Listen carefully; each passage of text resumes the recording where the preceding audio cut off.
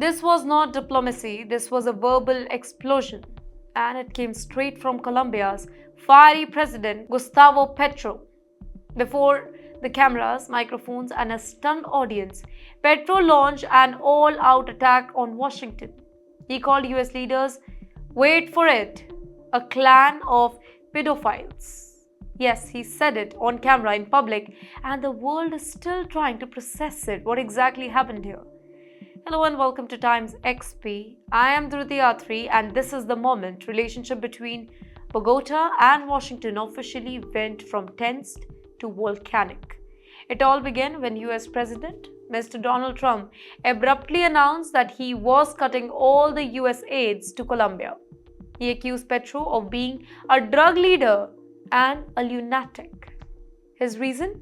Colombia, he claimed, had failed to stop the flow of cocaine, and that's when Petro snapped. And what he followed was pure political dynamite. Standing before a cheering crowd, the Colombian president's tone, it turned cold and fiery. He said that we will not be slaves of an empire ruled by a clan of pedophiles. Now that line sent shockwaves through Washington and applause through the parts of Latin America.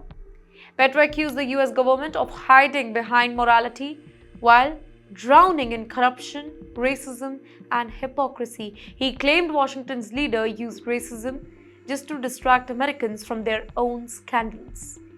He warned that if the US expands its military operations in the Caribbean, then Latin America will rise by the millions. A clear, dramatic threat basically, and the one that echoes far beyond Colombia's border. Now let's pause for a moment. The Caribbean has become a flashpoint. The US has recently expanded its naval patrols, saying that it is targeting narco boats and drug cartels. But leaders like Petro and Venezuela's Nicolas Maduro see it very differently. To them, it's not anti-drug policy, it's imperialist aggression. Petro accused Washington of using the war on drugs as camouflage for military expansion, political interference, and control over Latin America. Basically, in his words, this is not about narcotics, it is about dominance. The Colombian president also mocked Trump personally, calling him a man who hides his crime by shouting at others.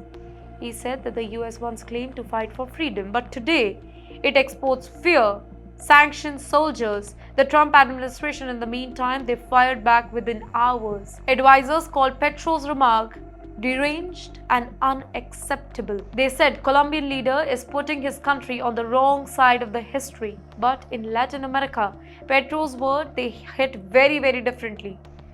Too many, he sounded like a man finally changing America's power in its own backyard. Now remember here, this is not the very first time when Petro has attacked the US openly.